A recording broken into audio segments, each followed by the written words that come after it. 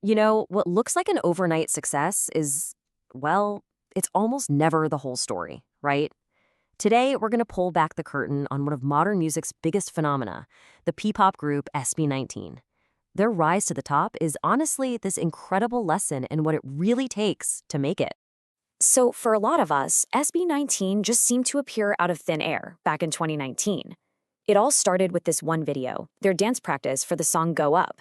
It just went completely viral. I mean, the synchronization, the energy, the raw skill, it was just undeniable. They looked like this perfectly polished, ready-made success story. But you gotta ask, was it really just a lucky break? Right place, right time, the algorithm gods smiling down on them? Or was that viral moment just the very, very tip of a massive iceberg, with years of unseen work hiding right underneath the surface? Let's dig into that. To get the real answer, we have to go back, way back. Before any of the hype, there was the crucible. See, their story doesn't start with a viral video. It starts with years of some of the most intense, grueling training you can imagine. And here's what makes their story so different. SB19 was the very first Filipino group to be trained from the ground up by a Korean entertainment company.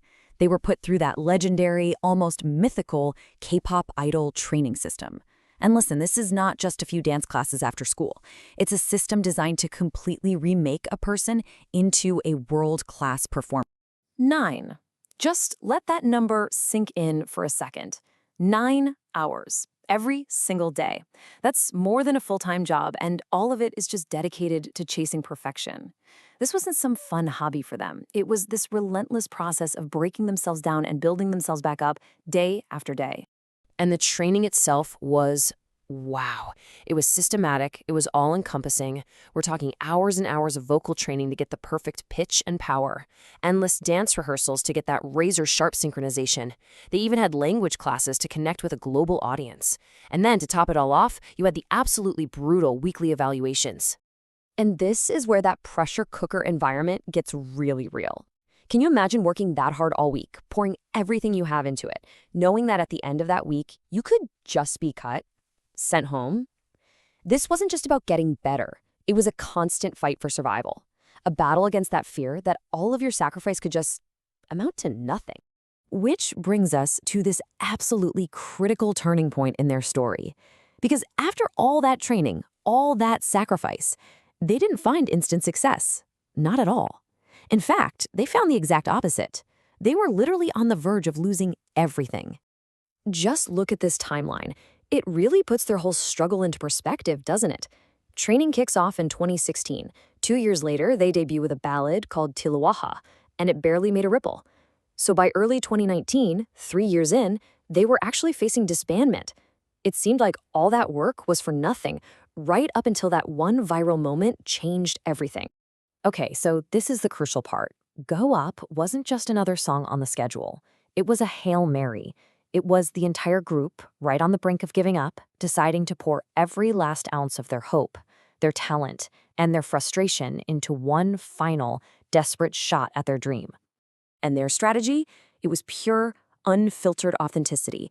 The song itself was literally about their own journey of perseverance. The choreography? It was designed to showcase every single ounce of their years of training. And instead of some glossy music video, they released that raw dance practice video, just putting their skill on full display. It was a genuine, direct appeal for help, and that raw honesty is what finally clicked with people. And that powerful connection brings us to the core idea of this whole story. Their success wasn't just about one song going viral.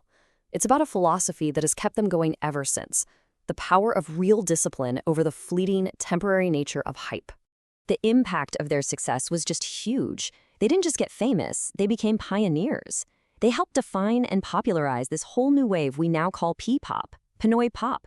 They completely raised the bar for an entire industry and helped put Filipino music on the global map with a totally new standard of excellence. And this really gets to the heart of it all. Hype, it's temporary. It relies on trends, on gimmicks, on what other people think.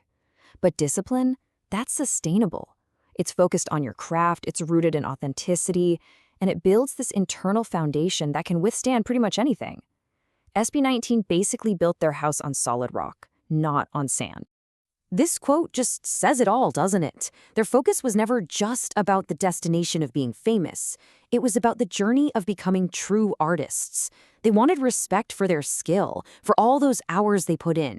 For them, fame was just a byproduct of their discipline. It was never the actual goal. So, when you boil it all down, that viral moment, it wasn't an accident. It was an intersection. It was that exact point where years of relentless, unseen discipline finally collided with a real opportunity. They didn't just get lucky, they were ready for luck when it finally showed up. And that kind of leaves us with one final thought to chew on. We live in a world that is just constantly chasing the next viral trend, the next big thing, the next shortcut to getting attention. The story of SB19 really forces us to ask ourselves, in our own lives, what if we lost by prioritizing hype? And what is the true, lasting value of good old-fashioned discipline?